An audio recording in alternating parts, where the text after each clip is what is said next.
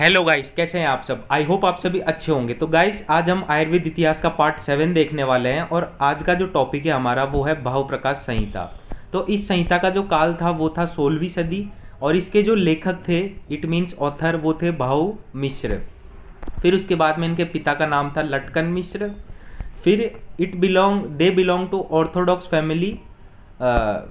It means जो भाव प्रकाश मिश्र थे वो कौन सी फैमिली से बिलोंग करते थे? ब्राह्मण फैमिली से। और कहाँ से थे? बिहार से थे।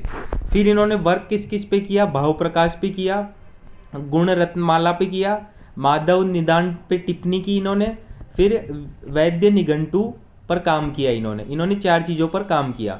फिर भाव प्रकाश ने चिकित्सा में षडांगधर संहिता का तथा निघंटू भाग में मदनपाल निघंटू का विशेष अनुसरण किया है। अनुसरण का मतलब होता है फॉलो करना। तो जो भाव प्रकाश है उन्होंने चिकित्सा के अंदर तो षडांगधर संहिता का और निघंटू भाग के अंदर किसका? मदन पाल निघंटू का विशेष अनुसरण मतलब फॉलो किया है। फिर उसके बाद में Bhav Prakash covers all the aspect of Ayurveda available completely along with Sanskrit commentary.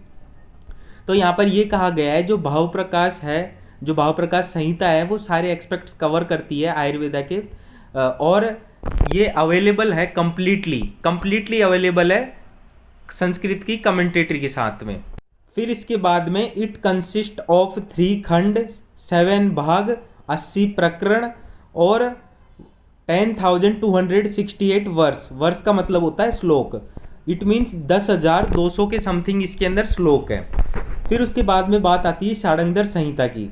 ये गाइस छोटी छोटी संहिताएं हैं, मैंने आपको पहले ही बता दिया है। अगर आप आयुर्वेद इतिहास का बीएमएस का फर्स्ट ईयर का पेपर देने जा रहे हो तो आपके लिए चरक संहिता, शुश्रुत संहिता और अष्टांग हृदयम, ये 3 जो वाग्भट संहिता है, ये 3 जो टॉपिक से शुरुआत की, ये ज़्यादा इंपॉर्टेंट है।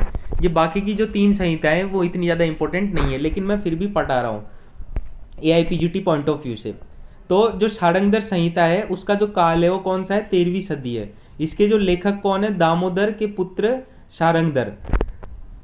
शारंगधर के जो पिता का नाम क्या था? दामोदर था। फिर बुक अबाउट ट्रेजराइड ऑन मेडिसिन, ये जो बुक है वो मेडिसिन के ऊपर लिखी गई है। He was a poet and also physician. जो शारंगधर थे वो पोएट थे, कवि थे, और कवि के साथ साथ वो फिजिशियन भी थे। This book is deals with वृक्ष आयुर्वेदा, पशु आयुर्वेदा, भूत विद्या और नीति शास्त्र। ये जो बुक है वो वृक्ष आयुर्वेदा का मतलब होता है जो पेड़ पौधे रहते हैं इनकी आयुर्वेदा, इनके लिए मेडिसिन। पशु आयुर्वेदा का मतलब एनिमल का ट्रीटमेंट करने के लिए जो मेडिसिन होती है वो। उसके अलावा भूत विद्या, फिर उसके बाद में नीति शास्त्र, ये सारी चीज़ों से डील करती है ये बुक। फिर it deals with the basic of Ayurveda and Bhaishajya Kalpana. फिर उसके बाद में ये जो किताब है वो बेसिक ऑफ आयुर्वेदा और वैशिज्य कल्पना से डील करती है। फिर उसके बाद में इट कंसिस्ट ऑफ 3 भाग, 32 प्रकरण और 2600 श्लोक। फिर उसके बाद में हम बात करते हैं इस किताब के अंदर क्या क्या स्पेशलिटी है। तो परिभाषा, examine of pulse, numerology of disease, single drug formulation, processing of food items, पंचविध कषाय कल्पना, मेडिकल फॉर्मुलेशन, शोधन और पंचकर्मा थेरेपी इस किताब की स्पेशलिटी है। फिर इसके ऊपर जो कमेंटेटरी की गई है वो की गई है दीपिका, और वो की है आदमल कृत ने। फिर उसके बाद में बात आती है माधव निदान की। तो माधव निदान का जो पर्याय है वो क्या है? रोग विनिश्चय या रुग्ण विनिश्चय। फिर उसके बाद में इसके जो रचयिता हैं, जो इसके ऑथर है वो कौन है? माधव, और वो पुत्र किसके थे? इंदुकर के, और इनका जो काल है वो है 7वीं सदी।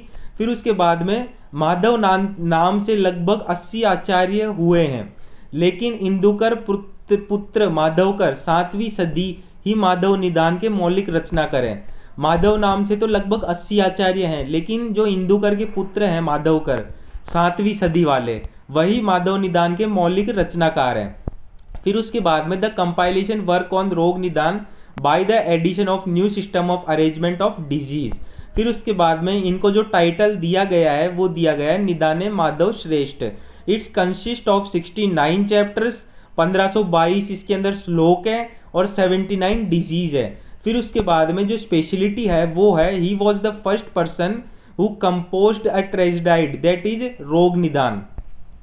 फिर उसके बाद में ही कंसिडर्ड द शूल विस्फोट as independent entity for the first time he added the new disease. इन्होंने क्या किया, जो शूल विस्फोट था उसको इंडिपेंडेंट आइडेंटिटी दी। फिर उसके बाद में इन्होंने पहली बार जो माधवकर थे उन्होंने पहली बार जो नई डिजीज थी उनको ऐड किया इस किताब के अंदर, माधव निदान के अंदर, जो कि थी मसूरिका, शीत पित्त, मेदोरोग, आमवात, अम्लपित्त एक्सेट्रा। इन सब का वर्णन किया गया है। फिर उसके बाद में जो कमेंटेटरी की गई है संस्कृत के अंदर वो है मधुकोश टीका, और जो टीकाकार है वो है विजय रक्षित। फिर उसके बाद में रोग विनिश्चय विवरण नरसिंह कविराज। फिर उसके बाद में जो हिंदी टीकाएं हैं वो है सर्वांग सुंदरी, और इनके जो टीकाकार है वो है लालचंद्र वेद। सर्वांग सुंदरा के जो टीकाकार वो कौन है, अरुण दत्त। ये मोस्ट इंपॉर्टेंट है, सर्वांग सुंदरी और सर्वांग सुंदरा। सर्वांग सुंदरा है वो तो की गई है अष्टांग हृदयम के ऊपर, और जो सर्वांग सुंदरी है वो की गई है माधव निदान के ऊपर। फिर इसके बाद में जो विद्योतनी व्याख्या है वो उनके जो टीकाकार है वो है सुदर्शन शास्त्री। तो गाइज यही था माधव निदान के अंदर। नेक्स्ट वीडियो के अंदर हम कमेंटेटर्स जो जो इंपॉर्टेंट हैं वो मैं आपको बताऊंगा नेक्स्ट वीडियो के अंदर। तो इस वीडियो के अंदर हमने माधव निदान देखा, षाडंगर संहिता देखी, और उसके बाद में जो भावप्रकाश संहिता थी वो देखी। आई होप गाइज ये वीडियो आपको पसंद आई होगी। और गाइज अगर आपको ये वीडियो पसंद आती है तो मेरी वीडियो को लाइक करें, ज़्यादा से ज़्यादा शेयर करें अपने दोस्तों में। थैंक यू दोस्तों मेरी वीडियो देखने के लिए।